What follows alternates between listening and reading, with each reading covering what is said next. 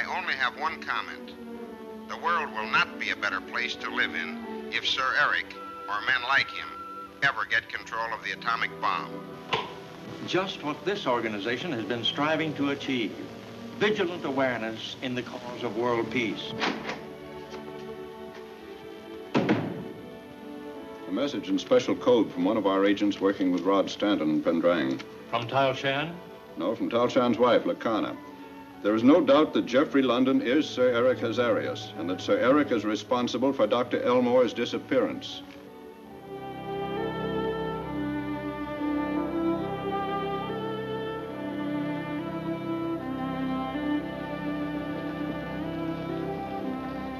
Even getting rid of you, Stanton, presents difficulties.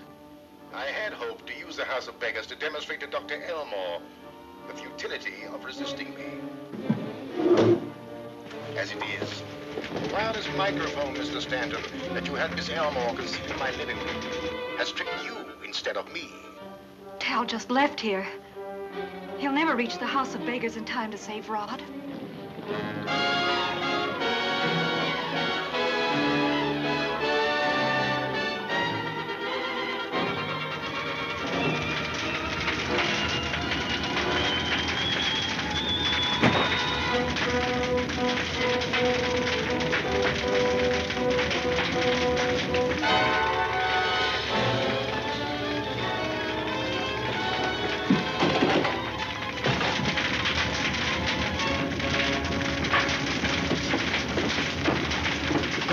Come on, let's get out of here.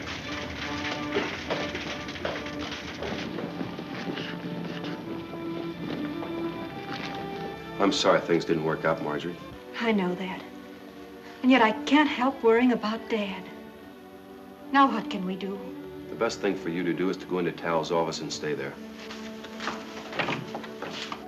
We've got to be sure, Marjorie, that you're safe, and I think you are here. Well, I'll do what you want, Rod. Fair enough. Meantime, Tal and I'll dragnet Zalabar.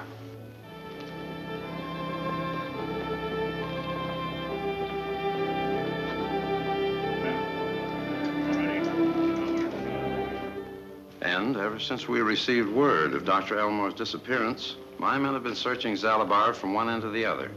But so far, no trace of the missing man has been found. What about Sir Eric and Malborn?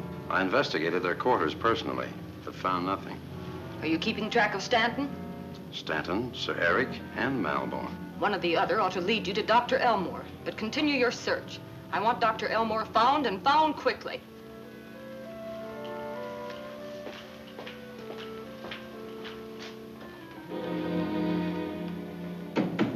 Indra, mind telling me why you're so interested in Dr. Elmore?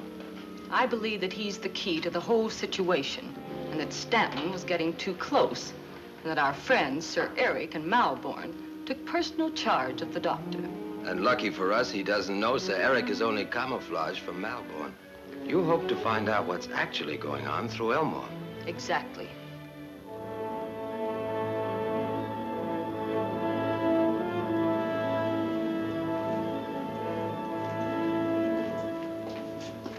Open up.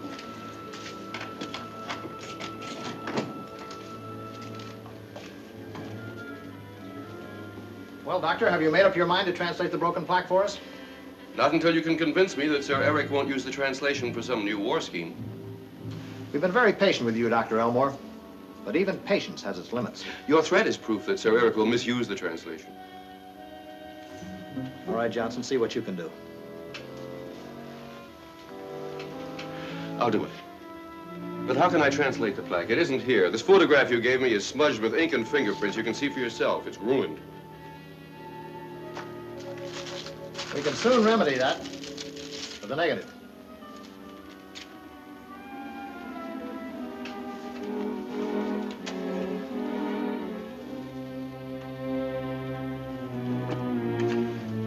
There's your answer, Greb. You forget, Doctor, you still have the plaque in your possession. Yes. And only I know where it is, and it's going to stay that way. I can make him talk. I'll handle this, Johnson. Doctor, we'll give you just a little more time to decide to tell us where that plaque is hidden, and then... The answer will still be the same. We'll see.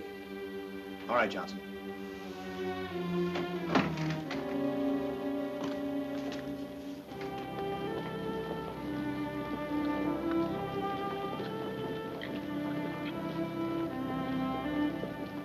And even though Stanton escaped with the help of Talshad, we still have Dr. Elmore safe aboard the schooner, without Stanton or Indra having the least idea where he is. Safe aboard the schooner does not solve our problem.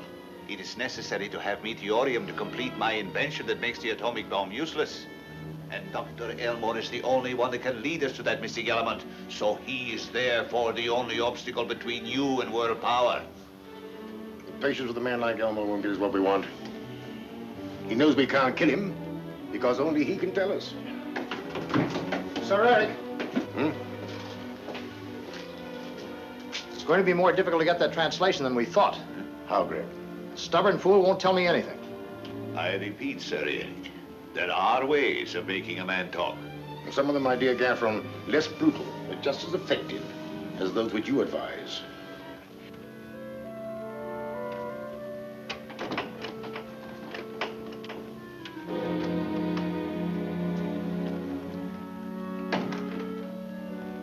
Hello, Governor. I hope you've got your stomach all set for some of this hot mulligan. It's the cook's specialty. Well, thank you. Hubert's the name, Governor, Hubert. And I ain't got much liking for the name anyway. I think it's a very nice name, Hubert.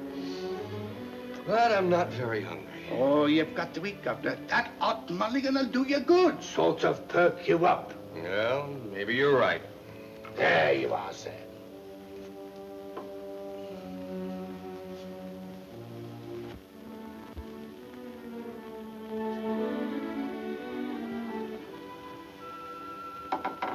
You know, Governor, I ain't got much liking for this here business. What business? You know, what's going on around here? You and the brig and all that. I'm afraid there's not very much we can do about it.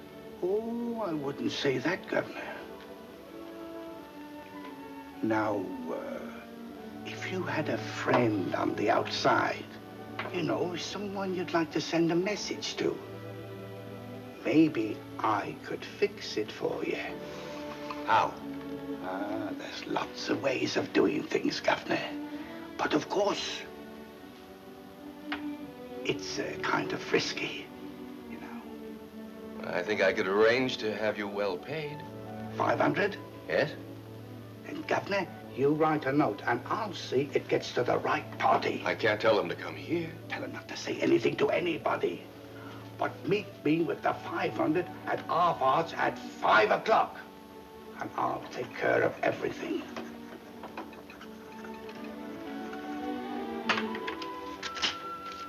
How's this, Hubert? It's to my daughter. Well, that's fine, Governor. Do they ever ask you any questions or search you when you leave the boat? Come to think of it, they do every once in a while. Then I'll just slip this note in with these cards and put them in the box. Good. They'll never suspect there's anything wrong with a deck of cards in your pocket.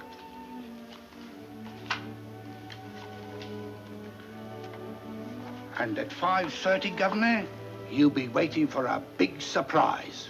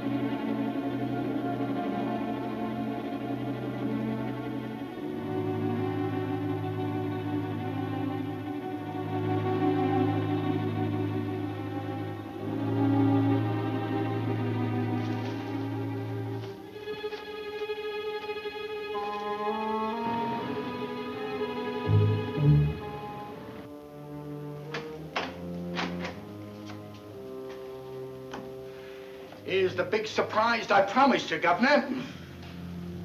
Marjorie, you shouldn't have come here. Father and daughter reunited.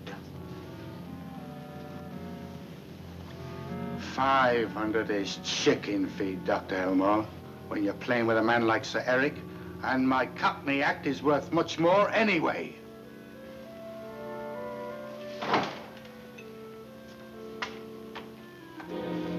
We know you care nothing for yourself, Doctor. But your daughter is a different matter. I'm sure you'd prefer telling me where that plaque is and translating it than to have anything happen to her. Don't listen to him, Dad. It's better that you and I should suffer than to let Sir Eric go on with a scheme that would bring suffering to millions. Like father, like daughter. You both have that same stubborn streak. It's just that we don't approve of Sir Eric or anything he stands for. Perhaps when you see what we have planned for you, you'll change your mind. There isn't anything you could do that would make us change our minds. Don't decide too quickly.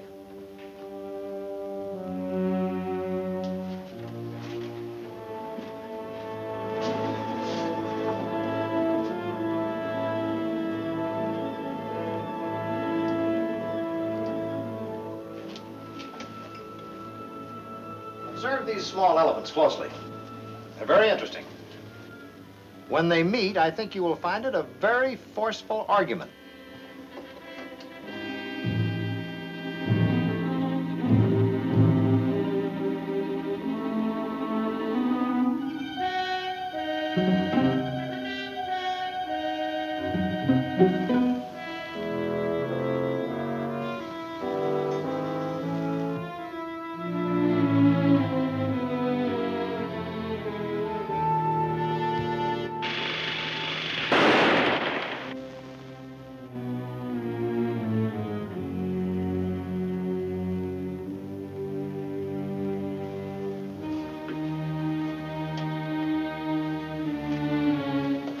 You can see for yourselves. It would be extremely dangerous for anyone sitting in that chair. It's no use, Marjorie. I'd rather have it that way than to think we'd helped Sir Eric. I'll leave you alone for a few minutes to talk it over. Don't give up, Dad. There must be some way we can get help. There is.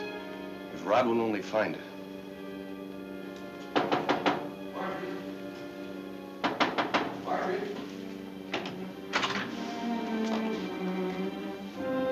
We should have figured something like this would happen. She didn't come through the lobby. There's your answer.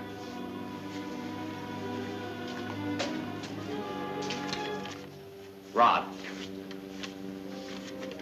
Marjorie, when this is delivered to you, meet the bearer with $500 at half arch. He will be waiting at 5 o'clock this afternoon. Please don't tell anyone about this meeting. Anxiously, Dad. Is it in Dr. Elmore's handwriting? Yes. Then Dr. Elmore has been tricked into writing it. No doubt about it. But Marjorie's in the trap by now. Probably she is. But maybe she thought it was a trap. That would explain why she left the note behind. But I can't understand how it was delivered. In that deck of cards. Probably thrown through the window.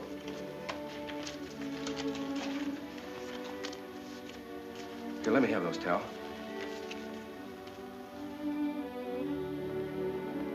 Look. Markings on the edges. Rod, it could be It's a message. Dr. Elmore's smarter than Sir Eric. If we can only figure it out in time to do Marjorie and Dr. Elmore some good. Here, sort these.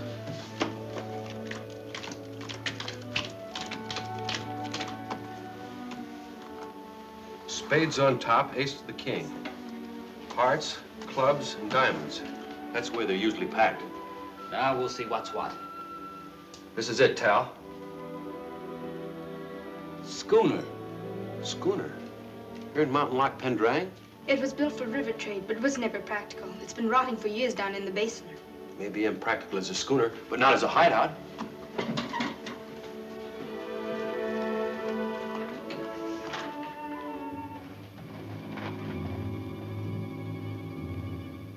Is there anything you want to tell me, Dr. Elmore? My father has nothing to say to you. Very well.